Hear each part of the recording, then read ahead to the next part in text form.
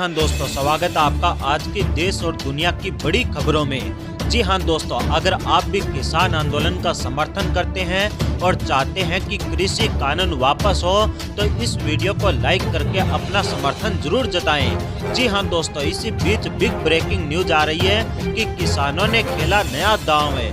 मोदी शाह की बड़ी परेशानी, जाट सांसदों व विधायकों के जरिए किसान आंदोलन को साधने की तैयारी में मोदी सरकार है। जाटों से डरी मोदी सरकार है। गृह मंत्री अमित शाह ने जाटों के साथ की आपात बैठक है। मोदी सरकार जाटों के सामने झुकने को तैयार है क्योंकि मोदी सरकार की जड़ें हिला दी जाट समुदाय ने।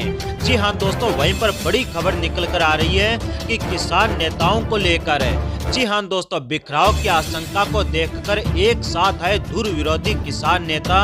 दिल मिले या न मिले, परंतु किसान व किसानी के लिए एकजुट हुए किसान नेता।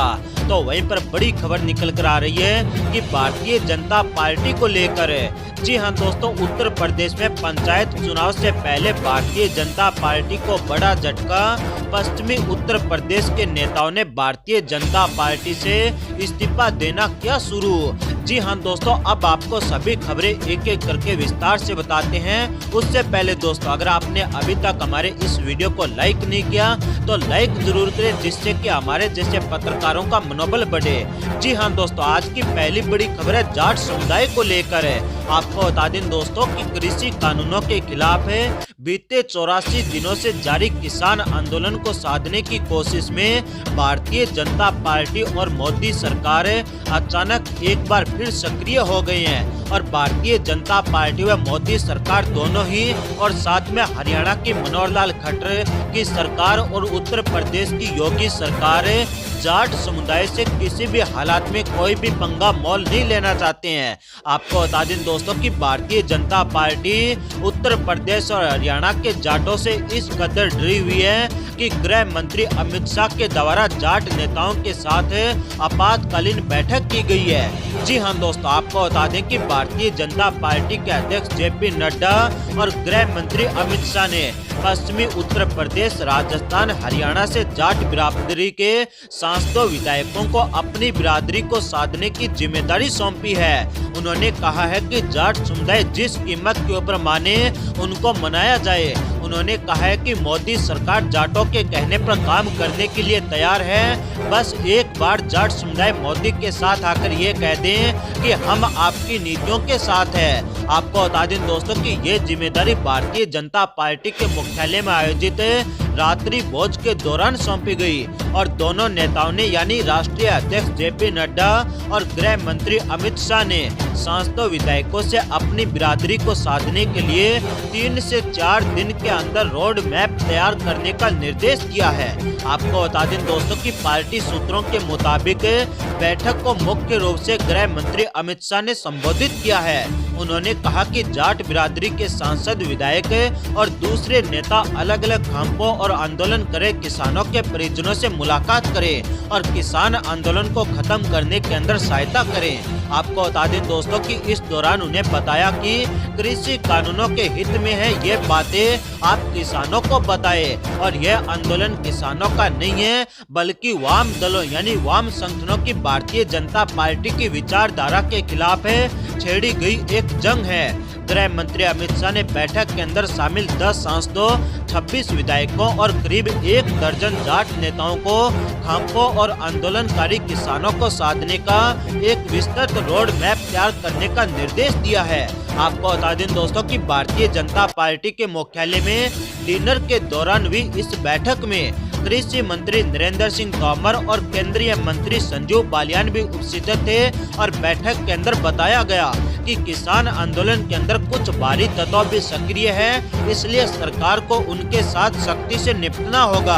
आपको बता दें दोस्तों कि इनके अलावा इस आंदोलन को खालिस्तान ग्रुपों के अलावा कट्टरपंथी वामपंथी संगठनों की पूरी मदद मिल रही है और खास तौर से जाट बहुल इलाकों के अंदर इस आशय का संदेश घर घर पहुंचाने की जरूरत है, क्योंकि जाट बिरादरी को पूरे देश के अंदर सबसे साहसी कौम है और देश हित के लिए काम करने वाली कौम माना जाता है। इसलिए अगर जाट बिरादरी को यह पता चलेगा कि इस आंदोलन के अंदर खालिस्तानी लोग और वामपंथी लोग आए हैं, तो जाट बिरादरी इस आंदोलन से अपना समर्थन वापस ले लेगी। इसी थ्योरी के ऊपर काम कर रही गृह मंत्री अमित शाह। आपको बता दें दोस्तों कि सूत्रों के मुताबिक बैठक के अंदर गृह मंत्री अमित शाह ने यह भी कहा कि अगर इस आंदोलन में ऐसे तत्वों की घुसपैठ नहीं होती तो सरकार के कानूनों को 1.5 साल के लिए स्थगित करने और सर्वपक्षीय कमेटी के बैठने के प्रस्ताव के बाद आंदोलन अब तक खत्म हो गया होता।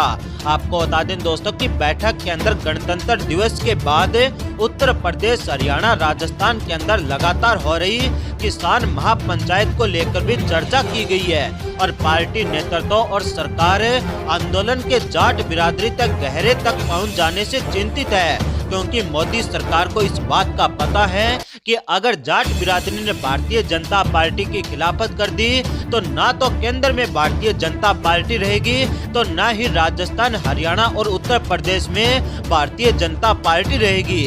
आपको बता दें दोस्तों कि जाट बिरादरी के खिलाफत करने के कारण भारतीय जनता पार्टी लगभग 70% तक खत्म हो जाएगी। आपको बता दें दोस्तों कि बैठक के दौरान इन किसान महापंचायतों के संदर्भ में फीडबैक भी लिया गया और केंद्रीय नेताओं ने इन पंचायतों के जमीनी असर की भी जानकारी ली और बैठक के अंदर रणनीति बनी कि खास तौर से जाट बिरादरी को सही स्थिति की जानकारी देना जरूरी है और यही कारण है कि इस बिरादरी से जुड़े नेताओं को इस आशय की जिम्मेदारी सौंपी गई है ताकि वो अपने समाज के अंदर जाए, सरकार की नीतियों को बताए, कृषि कानूनों के बारे में बताए और किसान आंदोलन की आड़ में चल रहे एक षड्यंत्र के बारे में बताए। ये बात कही है गृह मंत्री अमित शाह ने। परंतु आपको बता दें दोस्तों कि पूरे देशवासियों का एक ही बात कहना है कि जब तक मोदी सरकार काले कानूनों को वापस नहीं लेगी तब तक देश भर के अंदर किसान आंदोलन चलता रहेगा। आपको बता दें दोस्तों कि मोदी सरकार हठ धर्मिता पकड़े हुए हैं कि वो किसी भी हालात में कृषि कानूनों को वापस नहीं लेंगे।